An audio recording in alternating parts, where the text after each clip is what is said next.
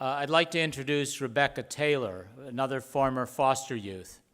Rebecca is now a registered nurse. She's completed her associate science degree in nursing and will complete her bachelor's from San Francisco State this December. In preparing for her service as a nurse, she's really developed an incredibly substantial background in clinical experience, including pediatric, med-surg, psychiatric, and maternity units. I'd also like to mention that when emancipating from the foster care system, she received assistance and worked with the John Burton Foundation. And John Burton will be with us on the final panel today.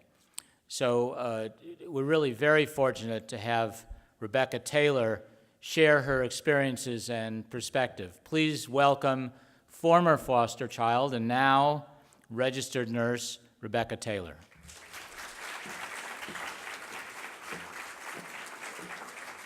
Thank you so much. Yes, as mentioned, I work with John. I can't sing his praises high enough. I've never had a mentor like I've had with the John Burton Foundation. When I started there, I was a misguided youth.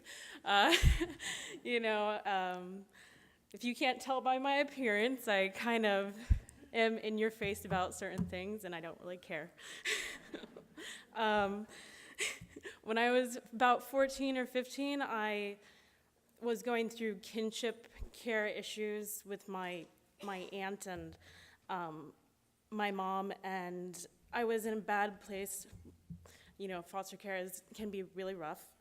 I went back and forth until I got into a group home. So not every group home is great like this place. My group home was not that good, but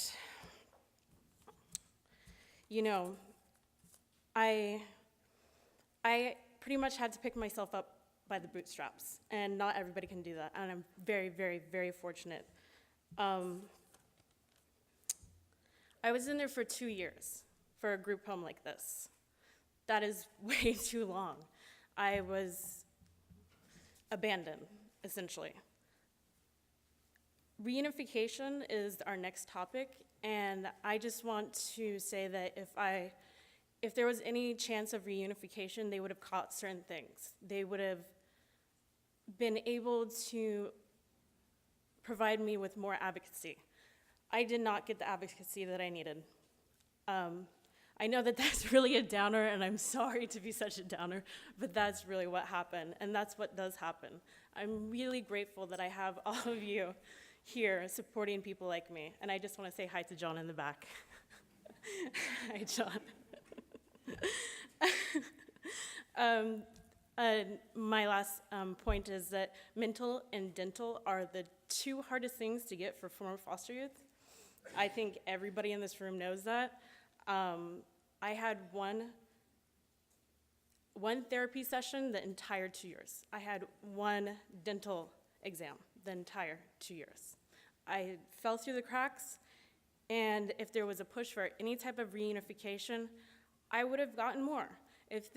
Even though I couldn't have gone back to my mom's or lived with my dad, if they pushed for my aunt, I would have gotten all of that.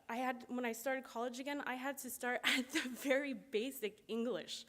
I mean, it's kind of embarrassing that I didn't know how to divide and I was in college, but that's how it is. I mean, a lot of people do that, and people don't even think about it. And maybe, just maybe, if there was a push to get me with my aunt or another relative that I didn't know about, I would have gotten those services. And I really think that that's extremely important, and I'm very glad to be here today. Thank you.